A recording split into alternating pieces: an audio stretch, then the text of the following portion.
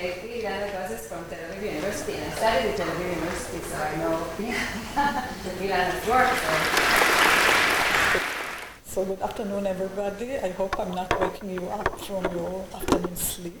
So, although the lectures before me were very interesting, so I'm going to, I hope I'm not waking up myself.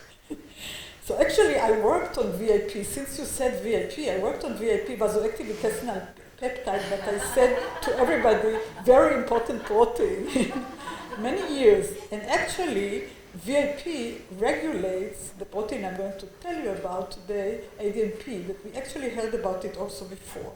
So I'm going to speak about converging mechanisms in autism. And if you remember the plenary lecture, it wasn't that long ago, this morning, he was showing us many names of genes, and I didn't think that the organization was correct because they are all highly connected. And when you kind of separate, it's very arbitrary because they are connected. And this is, ADNP was one of them, and it's highly connected, and this is what I want to kind of show you today, and also extend the functionality of NAP, which is a major signature of ADNP, or major part of ADNP. So like 25 years ago, we discovered a new protein to science, and we called it activity-dependent neuroprotective protein, or in short, ADNP, which is regulated by VIP, so that's the VIP connection. And why activity-dependent? Because it protects nerve cells against electrical blockade. So that was the idea. And then we knocked it out in mice, and my student, who is now director of Ariel University, came to me and said, but I'm not getting any mice because knockdown of ADNP is incompatible with life. So ADNP, but we do have haploinsufficient or heterozygous mice, and people keep asking me if I can give them my knockout mice. So ADNP is essential for life, but the haploinsufficient live, and when we look to see what are the proteins that ADNP actually interacts with, so again, if you remember from the morning, there was BRCA, C2, so it interacts with the SWI, SNF, or BAF, chromatin remodeling complex, which contains many other genes that are actually associated with autism, and they have, each one has different name, several names, so it's a bit misleading, but regardless, so this is here, and this was discovered by my student, Shmuel Mandel, and we published it in 2007. It was rediscovered afterwards again, of course, naturally. And many of these genes, as I said, many of these proteins that you see here are actually also, each one associated with an autism syndrome, and also with this, Shmuel Mandel or Muli also discovered that ADNP interacts with HP1 alpha, heterochromatin protein alpha, and it's actually alpha, beta, and gamma, and this protein can be mutated and actually leads to schizophrenia. So these proteins are really very important. And when we discovered ADNP, we also looked to see if there are motifs within ADNP that also provide this protection against electrical blockade. And we discovered NAP-VSIPQ, or NAP, and that's a small peptide out of the 1,102 amino acids of ADNP. So what happened in 2012, people started sequencing, and I don't know if Sagiv is here, but Sagiv Schiffman wrote a very nice paper in molecular psychiatry in 2012, saying that there are genes that are mutated, and these are transcription factors, and he named actually also ADNP. So that was kind of predicted. In 2014, 10 children with ADNP mutations were discovered and described by Frank Kui and his group, and then it is the ADNP syndrome, or also called Hess-Murtel-Bandera syndrome. And here you see a child with ADNP syndrome, and you see they had many problems. So it is intellectual disability, autism traits, and also many other problems, heart problems, gastrointestinal problems, early tooth eruption. And at that time, when we discovered the early tooth eruption, we also discovered that ADNP regulates wind signaling. So together with Shula Schatzman, who is sitting here in the audience, we looked at the mutations and looked to see what sites of the ADNP gene are affected, and we actually saw that some of the mutations in ADNP, it's up to now, they are all truncating mutations. So some of the mutations are actually associated with caspase-3 cleavage. So actually ADNP mutations are part of the apoptotic pathway. And also ADNP itself is part of the apoptotic pathway, and we can see that NAP, the small fragment from ADNP, protects many, many steps of the apoptotic pathway. And also, this was not found by us, ADNP, within its interaction with the DNA, it actually protects against DNA damage. So it is associated, so lack of ADNP or reduction in ADNP is directly associated with DNA damage, which is the start of the apoptotic pathway. So it's really essential for life, actually. And if we look at NAP, the small fragment from ADNP that we saw is protecting against electrical blockade, mimicking ADNP activity. And this is again with Shula Schatzman, who is sitting here in the audience, and this is a new paper. So we discovered actually a new case of ADNP from France, and this child has a mutation actually just at the NAP sequence, NAP, VSIP, QE rather than QQ. So there is a change in the electrical patch, positive electrical patch, and this is something that Shula discovered, in ADNP as a consequence of this mutation. The child has problems. The child has actually ADNP syndrome, has autistic traits, develops slowly. He talks a little, but not as fluent as he should. And he is very anxious and very anxious of making friends with children his age. So he's a mild case, but he's still a case of ADNP syndrome. The first one is ever described in the literature that is not a truncating mutation. And when we look at NAP, the site that was mutated in this child, so we originally discovered that it interacts with microtubule end-binding proteins and then enhances microtubule dynamicity, dendritic spine formation and sinus formation. We also showed, and this is what the title of my paper here, that it interacts with, that it has actually an SH3 binding domain, meaning that it can interact with SH3 domain containing proteins like SHANK3, and this is the way ADNP and SHANK3 interact. And also somebody else found, San et al., found that it interacts with the armadillo part of the beta-catenin, and that's actually the Wnt signaling. So NAP is extremely important within the ADNP sequence, and therefore we think that replacement with NAP will actually help ADNP children, and probably not only ADNP children. And so this is the finding here. And here is the actual interaction of ADNP and SHANK3. And you see, what we also saw is both SHANK3 and ADNP interact with actin.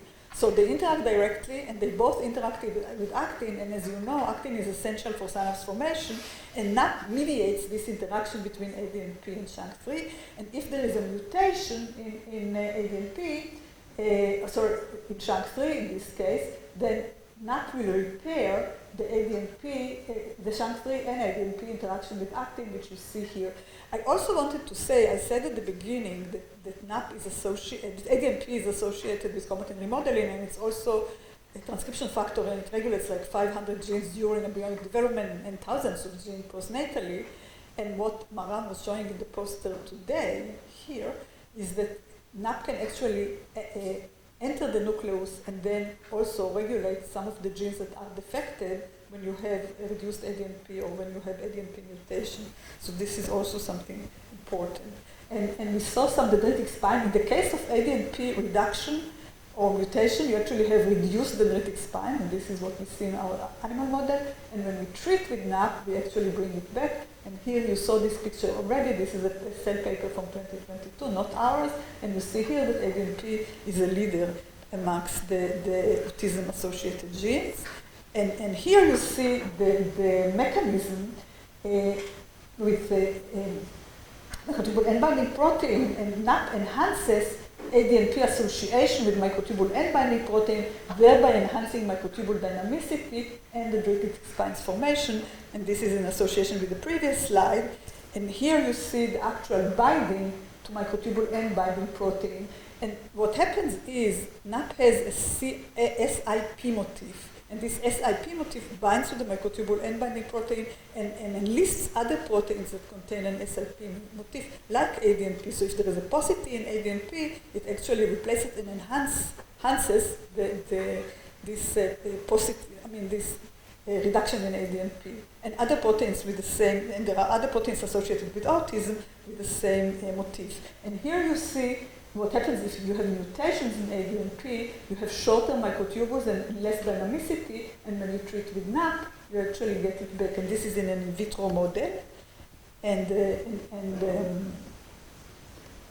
here, I don't think you see because there is a bit of light, but here I'm showing you actually that NAP enters cells and enhances microtubule dynamicity, and you see it here downstairs and down here. You see NAP enhances dynamicity here. This is by breaking these microtubules, and also enters the nucleus, and I think it's difficult to see, but if you saw Maram's poster, it was there. And then another finding that Maram, my student, she's sitting here, had is that when you look, by CRISPR-Cas9, we actually mimic the mutations that you have in human in tissue culture. And we also introduced GFP to the side of ADNP. So we have ADNP that is green with different mutations. And you see here, and we wanted to see if the different mutations behave differently. And they do, but we also wanted to see if there are some similarities. So in terms of behaving differently, the most prevalent mutation cuts ADNP into half, and it's in tyrosine 719, and then the cell go accelerated death. So there are more dead cells. The other mutation is in that we tested is the proline 403, so this is more towards the N-terminal, and there the cells have longer neurons. So it varies a little bit on where the mutation is, and I think it depends a little bit on the stability of the protein and the gain of toxic function. So the tyrosine 719, there is a gain of toxic function, and it's a bit toxic. And what we saw, but what was a shared phenomenon, is that both mutations actually cause some disappearance of apparent disappearance of the nuclear envelope. And the ADNP was found kind of inside the nucleus and also in the cytoplasm, and the borders were not entirely clear. And when we treated with NAP and DMSO, which causes neuronal differentiation, this is a neuroblastoma cells, we actually we normalized the situation. So we kind of repaired the nuclear envelope. And we are still working on it, but I think that what is very, very interesting, and this is kind of our future work, is that what we see is that ADNP and NAP regulates proteins that are associated with healthy aging. So the children not only are slow in development, but they also age early. And they have tauopathy. I have the slides also here, I think. And what we think we are doing is we are repairing, and as you know, the nuclear envelope is part of the aging process. So this is something we're working on.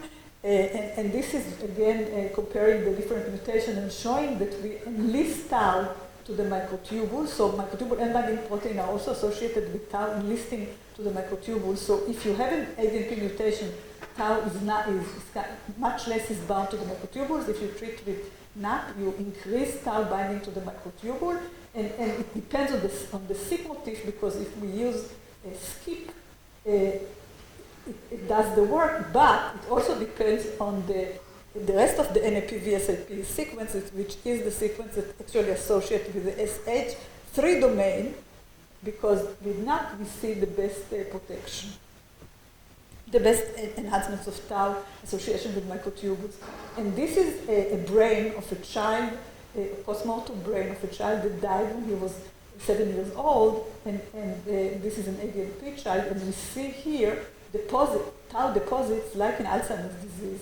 And this is a 30-year-old man, hippocampus. This is in the hippocampus with no tau deposits whatsoever. So postmortem analysis shows that ADNP is associated with tauopathy that is associated with aging, and we can protect against it, as I showed you. So we have two animal models. We have one of haploinsufficiency and one of the CRISPR-Cas of the most prevalent ADNP mutation.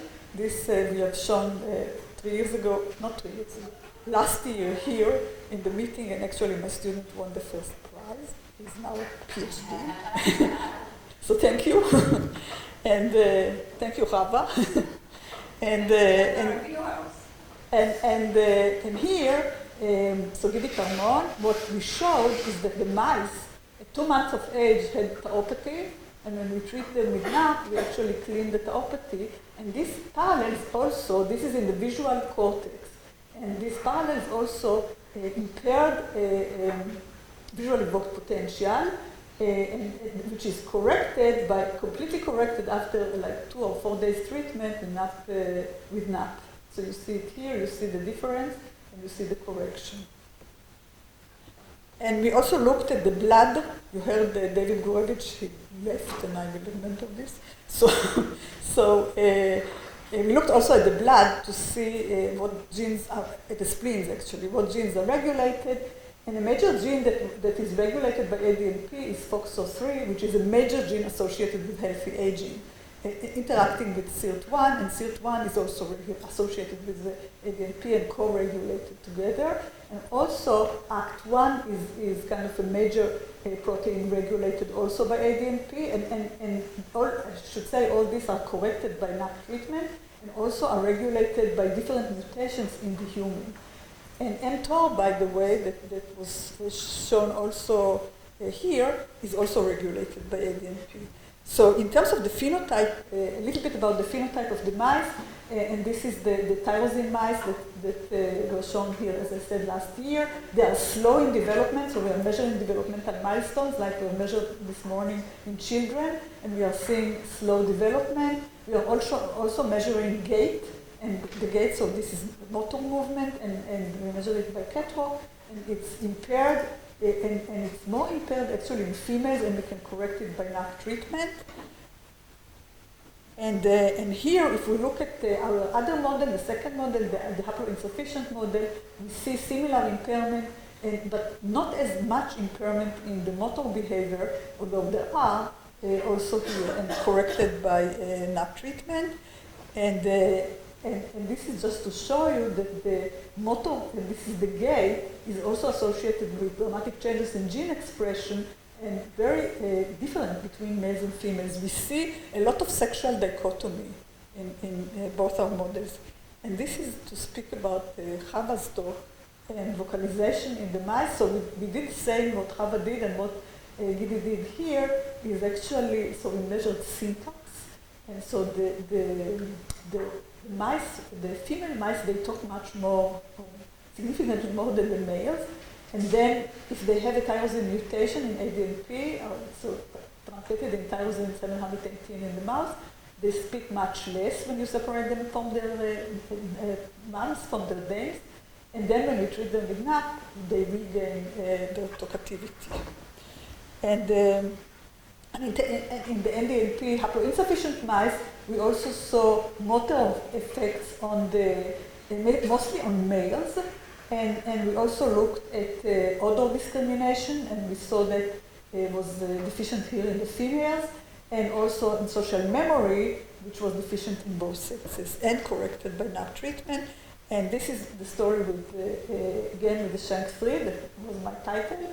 And here we looked, this you saw already, but we also looked at social behavior, and it was impaired and corrected by NAP treatment. And we also looked at grooming, and it was impaired and corrected by NAP treatment. And in the children, so this is speaking about like early aging, we are also, together with Professor Yossi Levin, who is a psychiatrist and used to head the psychiatry ward here in Beersheba. Actually, we are looking by questionnaires, so we are speaking to the parents, and we are looking at ADNP child development. And what we are seeing, and these are only 2 children, but we have now more, we are seeing that actually there is a deterioration. So in comparison to the population, of course, the children are much delayed, but there is a reduction in their activities and in the communication activity, etc., and overall activities as they mature. And like these are adults, and they are really like at the bottom. So I think that intervention is needed, and this is, we call it davunetide, NAP, we call it davunetide, and we want to give it intranasally. We have a plan for a clinical trial, and we have some milestones for the clinical trial development. We have lots of patents, and we do have also, and it's a novel disease target, we do have proven safety and efficacy, And we have orphan drug designation and also a pediatric rare disease designation from the FDA. These are my partners in the company, and this is my lab, and thank you very much, and I think I was on time.